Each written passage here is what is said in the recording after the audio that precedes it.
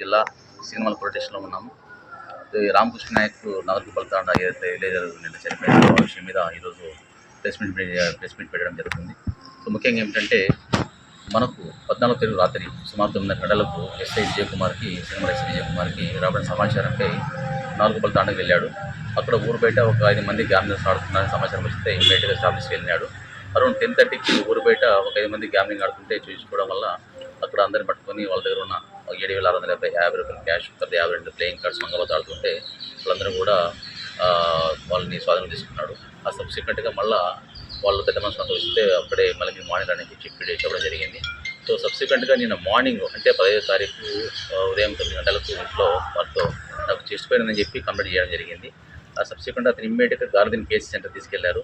అక్కడ డాక్టర్ గారు ఎగ్జామ్ చేసి ఇక్కడ అండర్ పోతే బెటర్ అన్నారు. సో అక్కడ నుంచి వాళ్ళు అండర్ పోకుండా సినిమాల సిఎస్సి సెంటర్కి వచ్చారు. ఇక్కడ డాక్టర్ గారు అరౌండ్ 10:30కి ఇక్కడ అడ్మిట్ చేసుకున్నాడు. 10:50 AM మళ్ళీ హార్ట్ స్ట్రోక్ వచ్చింది. ఆ డాక్టర్ గారు చాలా ప్రయత్నం చేశాడు, బతికించాలని సిపిఆర్ ఇచ్చాడు, తర్వాత ఇంజక్షన్ ఇవ్వడం చాలా ప్రయత్నం చేశాడు.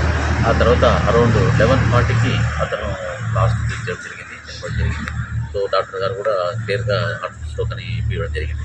దీంట్లో మేము వాళ్ళని గ్యామ్రస్ని నైట్ అంటే 14వ తారీఖు నైట్ కానీ నిన్న మార్నింగ్ అంటే 15వ తారీఖు మార్నింగ్ కానీ స్టేషన్ ఇప్పించింది. ఎలాంటి వాస్తవం లేదు. రికార్డ్ సీసీ ఫుటేజ్ ఉన్నాయి, అవి చెక్ చేసాం. మేము ఎక్కడ కూడా పిలవడం జరగలేదు వాళ్ళని. ఓన్లీ రాత్రి ఆ రోజు మాత్రం పట్టుకోవడం జరిగింది. ఆ సబ్సిక్వెంట్గా పెద్ద మనుషులు ఇంటర్ఫియర్ కావడం వల్ల మార్నింగ్ తీసుకొచ్చి చేయడం వల్ల అక్కడే వాళ్ళని వదిలిపెట్టడం జరిగింది. ఇది వాస్తవం ఇది. బట్ స్టేజ్ మీద ఇప్పించడం వాళ్ళని వాళ్ళని టార్చర్ చేయడం అవన్నీ కూడా జరిగిందని చెప్పడం అంటే ఎలాంటి వాస్తవం లేదు. జనరల్గా ఈ యొక్క గ్యామ్లింగ్ ఆడడం వల్ల ఫ్యామిలీ చాలా నష్టపోతాయి, మీకు ఆర్థికంగా నష్టపోతాయి. కాబట్టి దాన్ని దృష్టిలో పెట్టుకొని మేము పోవడం జరిగింది. బట్ అక్కడ పట్టుకోవడం కూడా వాళ్ళందరూ కూడా గ్యామ్లింగ్ ఆడడం వాస్తవం తెలిసి వాళ్ళని వాళ్ళ స్వాధీనంలో ఉన్న 7,650 రూపాయల అమౌంట్, అదేవిధంగా 52 ప్లేయింగ్ కార్డ్స్ కూడా మనం సీజ్ చేయడం జరిగింది. ఈ క్వాలిటీ వివరణ సీజ్ కూడా వెరిఫై చేసుకోవచ్చు.